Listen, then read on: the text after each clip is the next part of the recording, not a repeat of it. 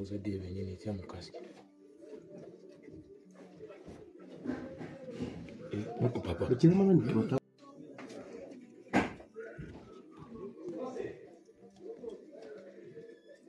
Nauza die venye nitia mkaski.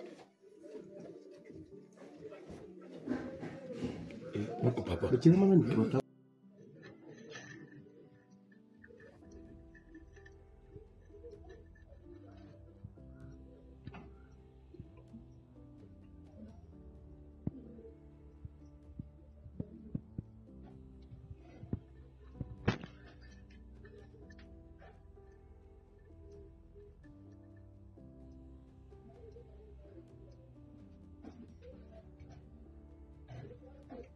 Ndio Ventura wale walikuwa wanapita Kange tena na mingi sana, na mingi ndio walikuwa walishatambuka, ndio wale kabisa panapandia sijui kama magafu hivi kupanda mpaka kumia kuizini kule huko, walikuwa mingi sana na wanawezesha watu mingi sana kabisa, ndio vile wanaweza fika kama masenga ndivyo bema 60 sawa sawa.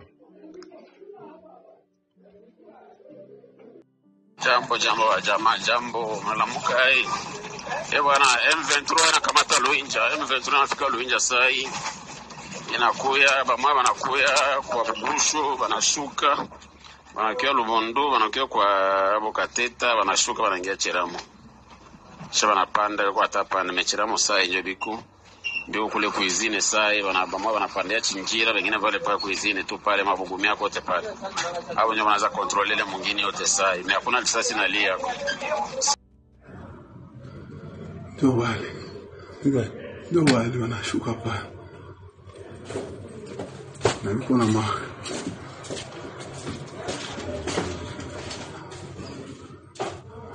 ange kule Chima hapa M23 anatuzingira. Wanasema kama maji napita unga sasa. Wanyeje unga. Buni badogo. Wengine biko kukaa. Wapi? Kule yulu. Maji napita unga. Misi kiti. M23 anatuzingira.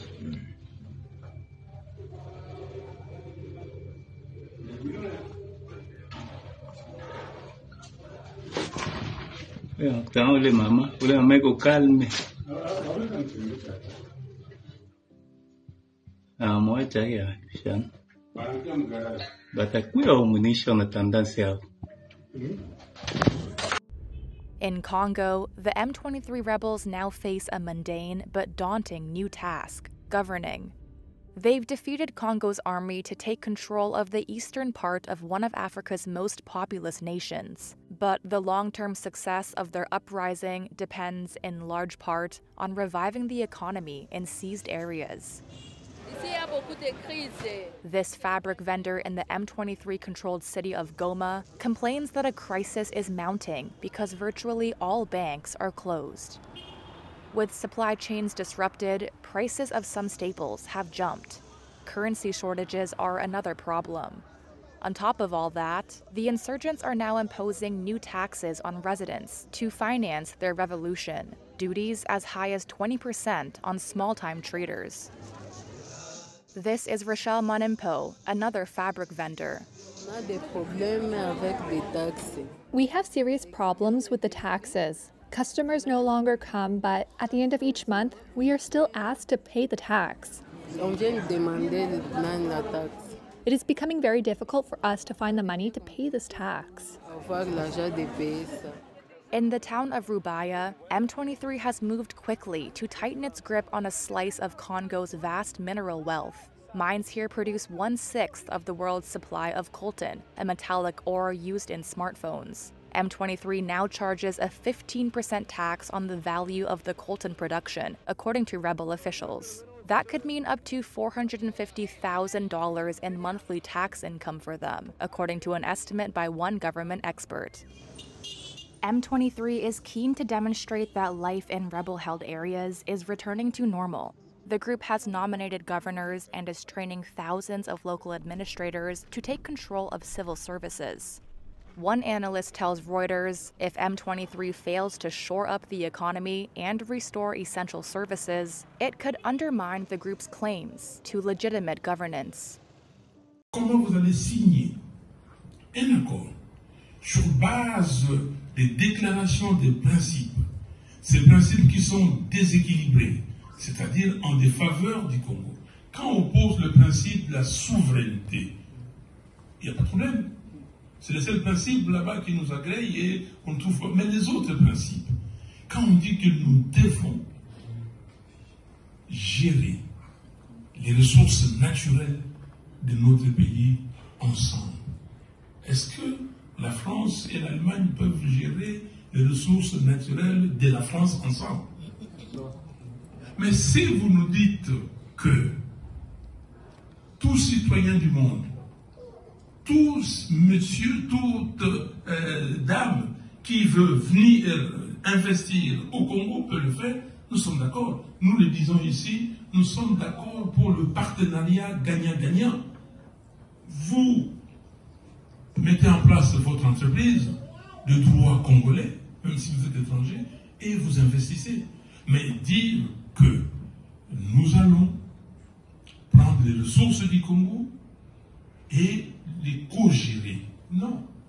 Mais si vous dites que les ressources naturelles frontalières, c'est-à-dire, par exemple, les Ruzizi, les lacs Kivu, qui nous séparent, pour faire les gaz naturels ensemble, nous sommes d'accord. Et du reste, vous êtes jeunes, vous savez qu'en 74, nous avons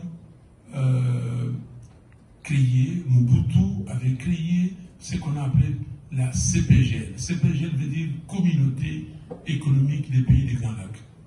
Googlez, vous allez voir. Nous avions déjà établi tout. Nous avions une organisation sous-régionale qui était plus avancée que l'organisation de l'Afrique de l'Ouest, la CEDEAO. Nous avions une société de gaz commune. Nous avons une banque commune qui s'appelait BDGL.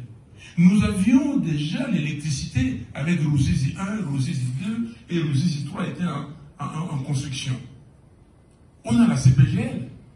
Qu'est-ce que nous devons signer? Et la CPGL n'est pas morte. Donc, ils ont reporté, ils ont bien fait de reporter parce qu'ils ont vu que les Congolais n'étaient pas d'accord. Et merci. Je dis merci à tout le monde. Merci à tous les Congolais, à toutes les Congolaises qui ont élevé leur voix. Tout le monde. Des docteurs Mukwege, des sociétés civiles, des politiques et tout ça. Tout le monde a dit que non. On ne peut pas signer un projet d'accord sur base de ces principes. Il faut les corriger. Et du reste, et nous disons dans la déclaration que nous avons signée avant-hier, et nous disons qu'il faut d'abord que tous ces processus se fondent et qui viennent avec les prêtres et les pasteurs ensemble pour que nous puissions faire le dialogue. Et le dialogue déterminera ce que nous devons faire après. Merci.